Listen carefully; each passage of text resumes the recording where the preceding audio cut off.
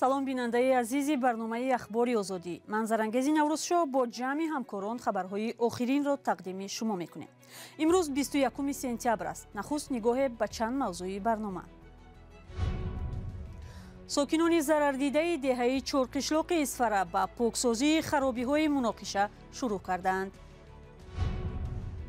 қиссаи ду бародар аз шаҳраки Шуроби Исфара ки дар рӯзҳои муноқиша дар марз аз ҳамлаи ҳавоии бесарнишин ҷон ба саломат бурданд. Дидим снаряд омада зад ки вақти дарк шуданду дар дасти ман заду манро гирифта қурон.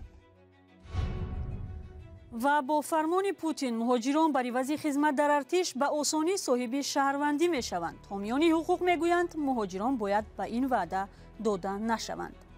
метавонанд ки дар дилхоҳ вақт шаҳрвандии шуморо бекор кунанд. дар муноқишаи марзи миёни Тоҷикистону Қирғизистон манзили даҳҳо сокин тахрибу валангор шудааст. ҳаҷми пурраи хисороти расида ба мардум ҳоло дақиқ нашудааст. сокинон дар деҳаҳои назди марзӣ ҳанӯз аз ваҳшати ҷанг ба худ наомада ба поккории харобиҳои манзилу заминҳои худ шурӯъ карданд. маълум нест ки то расидани сардиҳо онҳо фурсати сохтан ё таъмиру босозии хонаҳояшонро хоҳанд дошт ё не. ҳамкорони мо ба деҳае сафар карданд ки субҳи барвақти 14 сентябр мавриди ҳамла қарор гирифт. мумин аҳмадӣ гузориш медиҳад. сокинони деҳаи Чорқишлоқ осори харобиҳои муноқишаи рӯзҳои 14 то 17 сентябрро пок мекунанд. дар ин деҳаи ноҳияи Исфара ки дар марзи Тоҷикистон бо Қирғизистон ҷой дорад, даҳҳо манзили зист хароб шудааст. ин деҳа субҳи рӯзи 14 сентябр мавриди ҳамла қарор гирифт. Абдуллобек Юсупов бехона шудааст. ҳодиса ҳамин шуд ки барвақти соати 5:30-6 саҳар буд. ҳамин якбора аз тарафи Қирғизистон тиру тӯфангу ҳамихелки зад моя. мо гурехтем. бачаҳома гирифтем, ҷонома гирехтем. ҳамин кӯчаҳомонда бемалол гашта намешавад, меандозад. дар 65 солагӣ бехону дармондам, мана хонаҳо валангор аст. сокинони деҳаи Чорқишлоқ дар ҷамоати Чоркӯҳ борҳо аз даргириҳои марзӣ зиён диданд. хонаи Зиёратхон бори чорум аст ки валангор мешавад.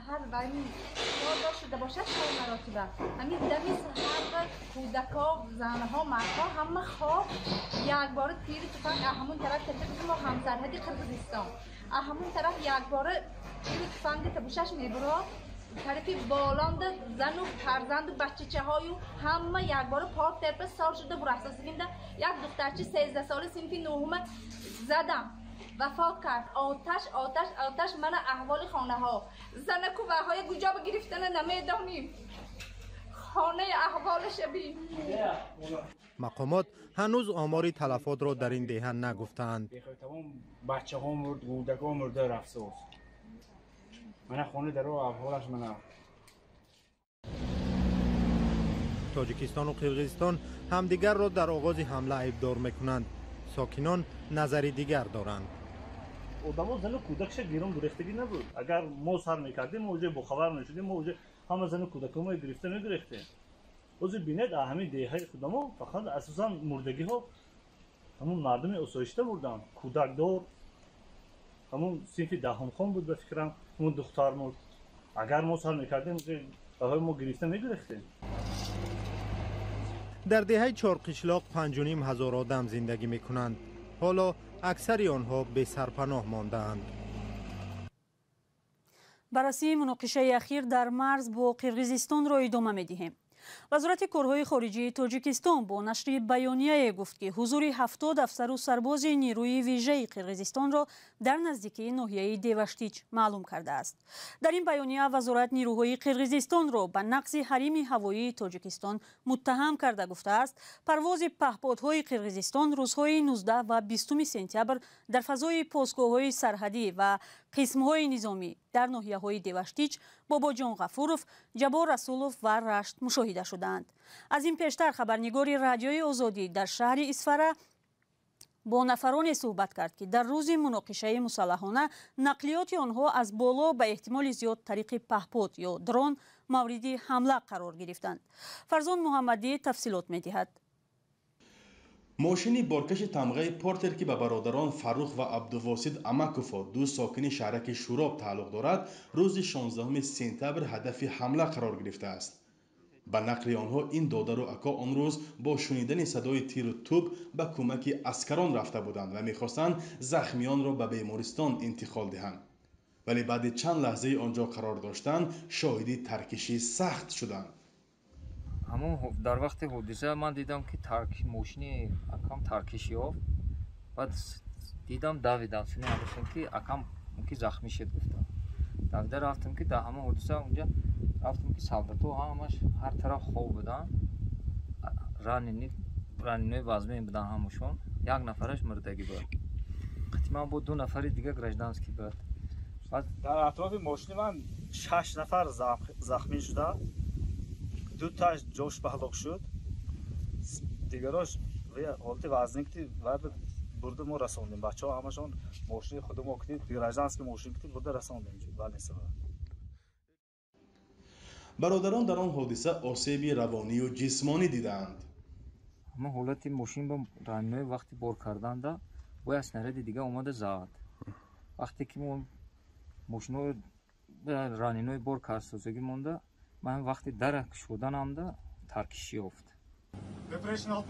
صاحب ماشین میگوید بعد این حادثه نوار حمله به نقلیاتش را از شبکه‌های اجتماعی مربوط به کشور قرقیزستان دیده است. وی با تصدیق نشانه‌های موقع‌گیری ماشینش و منظره اطراف آن میگوید آنها را طریق پهپاد یا درون از بالا مورد هدف گرفتند.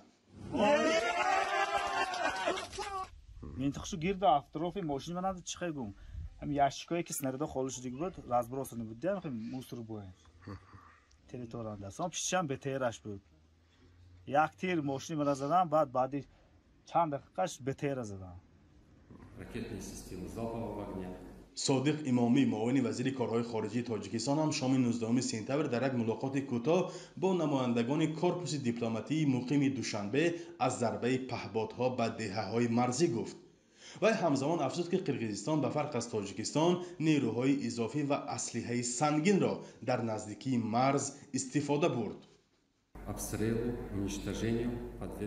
اصول غیر انسانی استفاده شده است. ما عملکرد نظامیان قرقیزستان را نقض معیارهای حقوق بشر می حسابیم، زیرا آنها نه تنها انشاءات نظامی بلکه خانه‌های مردم عادی و خط برق و علاقه را هدف گرفتند. یک نکته را مخصوص ذکر می کنم که چندین مکتب تخریب شده و مسجد مورد حمله بی سرنشین ها قرار گرفته است. مقامات قرقیزستان این ادعای طرف تاجیکستان را رد یا تصدیق نمی کنند. اما وزارت کارهای داخلی تاجیکستان حمله روز 16 سپتامبر به مسجد آوچی قلعه را کار پهپاد یا بی سرنشین های طرف همسایه می نامد. در آن حمله زیاده از 10 نفر کشته شدند. خبرها از کاربرد درون یا پهپادها از طرف قرقیزستان در حال صدا می‌دهند که دوشنبه و بیشکک هنوز 2 ماه پیش گفته بودند درباره استفاده نکردن آنها در درگیری‌های مرزی سازشنامه امضا کردند. فرزان محمدی، رادیو آزادی، شهر اسفره. تفصیلات حوادث اخیر در مرز میان تاجیکستان و قرقیزستان را در سامانه رادیوی آزادی بخوانید. برنامه را بعد یک آگهی ادامه می‌دهیم. بیننده گرامی، ساعت پخش برنامه‌های تلویزیونی رادیو آزادی از روز 1 اکتبر تغییر می‌یابد. از آن روز به بعد پخش مستقیم برنامه اخباری آزادی ساعت 19 و یا 7 شام به وقت دوشنبه و ساعت 17 به وقت مسکو آغاز می‌یابد. لطفاً یادداشت کنید و به دوستانتان هم برسانید و با رادیو آزادی بمانید. 21 سپتامبر پرزیدنت روسیه ولادیمیر پوتین قرار سفربری به خدمت حربی را امضا کرد. یک روز پیش از این مقامات روسیه گفتند در مرکز مهاجرت سخر و بخش را تأسیس می‌دهند که به جلب مهاجران به خدمت حربی بر عوض دریافت آسان شهروندی روسیه مشغول می‌شود. کارشناسان این تصمیم‌های مسکو را پیش بینی می‌کردند و آن را نشانه سستی استراتژیای حربی آن در جنگ بی اساس با اوکراین می‌نامند. پس هدف آن چی بوده می‌تواند؟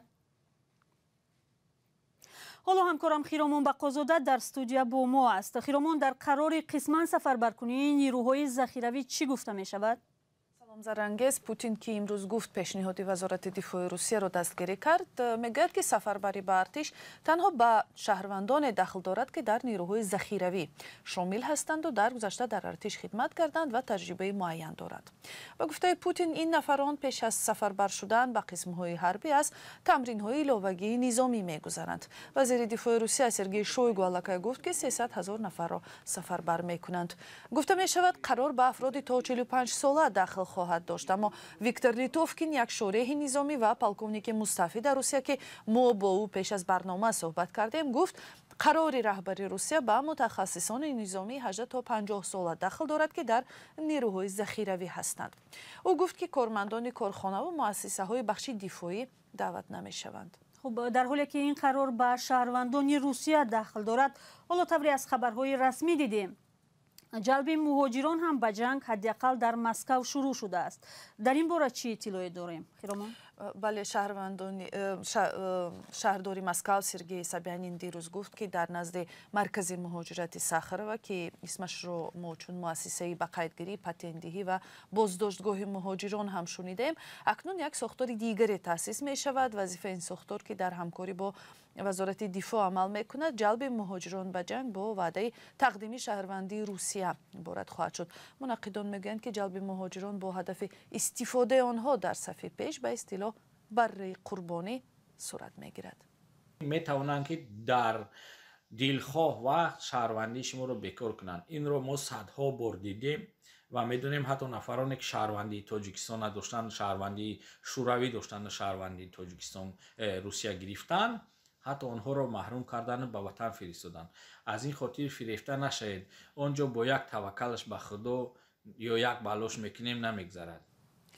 و یادآور میشویم بر اساس قانون‌های تاجیکستان شرکت در جنگ‌های خارجی جنایت ارزیابی میشود و جزای سنگین دارد. تشکر. خیرامان بقازاده بود با قرارهای اخیر در روسیه درباره جلب نیروهای ذخیروی و هم مهاجران به جنگ بدلیل در اوکراین. اعلان سفربرکنی به ارتش در روسیه پیوندان مهاجران را در تاجیکستان ناراحت و نگران کرده است. همکاران ما در دوشنبه برات یوسفی و سرویناز روح‌الله نظر ساکنان را درباره آغاز معرکه سفربرکنی و تقدیم شهروندی بر عوض خدمت در ارتش پرسیدند. پاسخ را همراه می‌بینیم. کنیش نمو تشویش میشیم. نمی‌فوره ما را که روان اونجا کشته شوم مردم ما. چی در کنیم؟ ما پشتی وطن خمون لبای جور میریم. پشتی وطن یک کس دیگه چی در کنیم بوده؟ رفتم ما را در اونجا پریزنواد نمیکنه.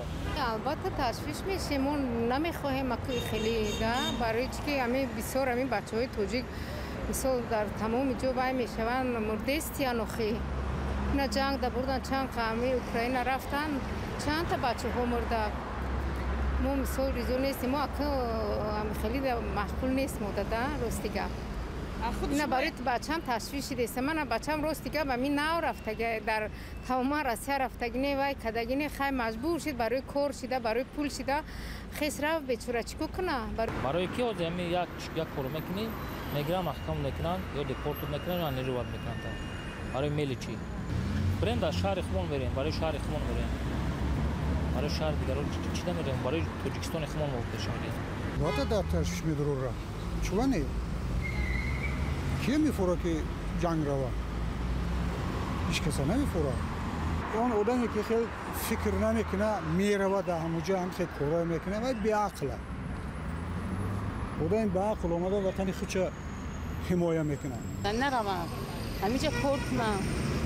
چی سر اونجا برای پول کار کردنی میرون و با اونجا میرن جنگ روند در کار نیست. نه باید قرار رای راضی نیستم.